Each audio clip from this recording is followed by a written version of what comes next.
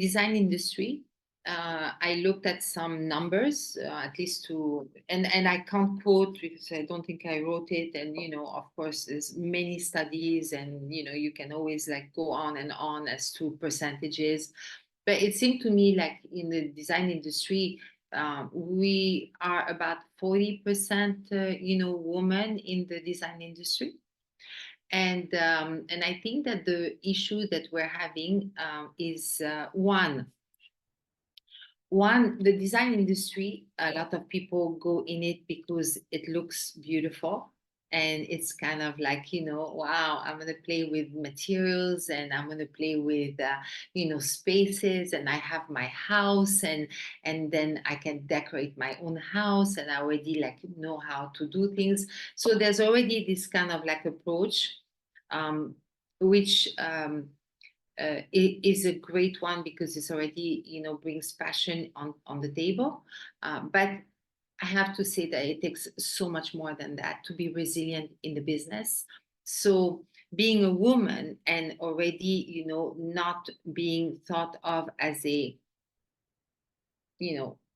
cushion decorator. We have like when you're in the design industry, there's so much more that actually is involving a beautiful space. I mean, the cushions are the cherry on the cake, but before that, you have to think of a spatial awareness. You have to plan the space as well. There's nothing worse than a badly spaced space because it's you, you enter a room, if it's or a whole space like a hotel, etc. The moment you see that it doesn't flow, then you know that it's going to be so tough to make it work. So space planning is the number one skill that people have to work on. And sorry, I'm digressing because you were talking about women in the business. So the reason being is a lot of women go in there because it's very appealing. But then as we go on, there's a lot of things that are much less appealing. To talk about being not given chances as a woman, or what are the issues for women in the industry, I think that it's a lot of personal choices that you have to make. You have to interior design, and design is like a lot of like long working hours, and it deters a lot of women in the industry because at the end they have to go home, feed the family and take care of the children. And that's a responsibility that's very hard to actually let go of, because prioritizing your work over being there for your children is a difficult conundrum. You need the weighing here. I just saw one of my designers leaving. It's already time, and she just had a baby, and it's time for her to go home. And I can understand that. The thing is, when the project is due for tomorrow at 9 o'clock in the morning, and that you have a deadline, there's no children. Children have to go. And you can always talk about planning your day really well, but at the end of the day, when you design, you either get the ideas or you don't, and then it's like a writer in front of a white page. Do you get the words are coming, or they don't, and the design comes or it doesn't? Each time we talk about deadlines and how long it's going to take to do a design, sometimes it's fast and sometimes it doesn't come, or sometimes it gels and sometimes it doesn't. So talking and coming back to women, it's a tough choice to make. So that already tells you that if you're not ready to stay until late, then of course the supervisors are looking at that and then saying, well, I can't count on that person because we have a deadline. So we automatically end up taking steps backwards. I may be wrong about this, but I think that a lot of the issues is that how much can I count on that person? at the end of the day, is how much can she be for the company, and the company needs them to be there, especially in Asia. I mean, we work nonstop. I'm always amazed, when I see on like chats, like, oh, what are the working hours in Singapore? And I'm like, don't even ask that question. We don't have working hours. I was, my niece was wanted to come here, and the first thing she started asking me is like, my vacation, my how long are the days, and how many days off do we get, etc. I said, "No, forget about that." So I think that for women to actually learn to go through their work career is they cannot achieve what they do not see. So if there's not enough woman role model, how can they take inspiration from them? How can they learn how to become like them?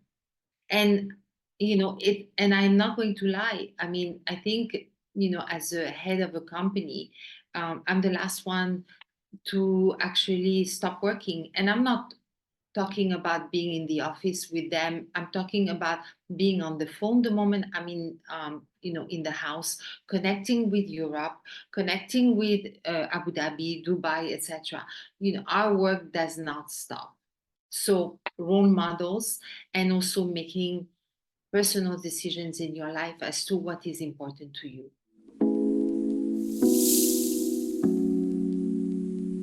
Well, obviously, designing resorts, I'm very much into the whole subject of sustainability.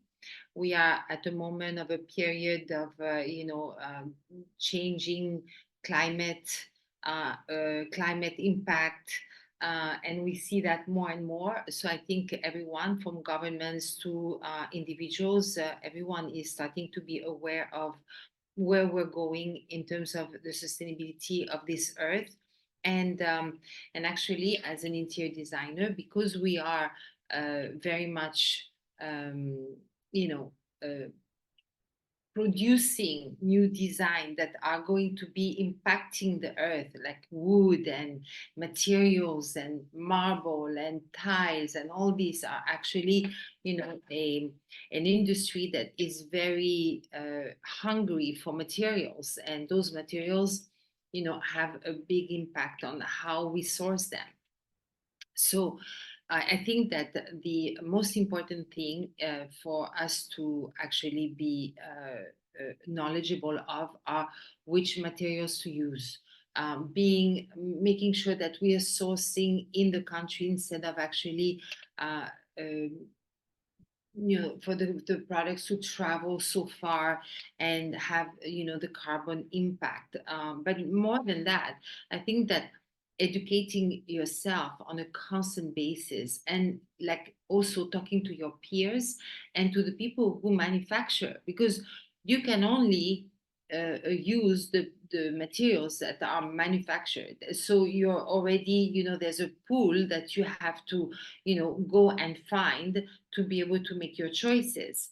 So all this, I think, as an interior designer, and in the future of interior design, we need to be very aware, and also make sure that we are knowledgeable and that we make constant researches into the materials. Now, there's of course another aspect. I had a lunch today where I was discussing the future of design. I have to say that the word going out there that is really, like, where people are starting to feel, what is going to really be the impact, is of course AI. What does AI mean for the interior design industry? How is it going to impact us, and how we're going to be able to harness it? It's still like a big question mark, and I think that during lunchtime there was a friend of mine who was talking to me about a lady who gave a speech on how the future of design with AI was about. And I actually asked her to come around to the office and do that presentation to my team, just to know what is it that we're going to be facing in the next 3, 5 years, or actually faster than that. When the world of interior design started with CAD, with drawing, with the computers, with forgetting about like the beautiful hand drawings, when the world of the internet started coming up, and now with the chat GPT, how you can work on all your collaterals, with even having to hire anyone to do it for you, and incredibly, like being able to um, say the right word and have the amazing vocabulary that sometimes a lot of us are maybe aware but forgetting to use. It's really going to be a big change coming up, and we need to be aware of it. And more than aware of it, we need to actually be ready for it. And in which angle do we want to? Because it's still our choice. How do we make the choice in the impact it's going to be having on us, and how do we let it enter our life by being proactive.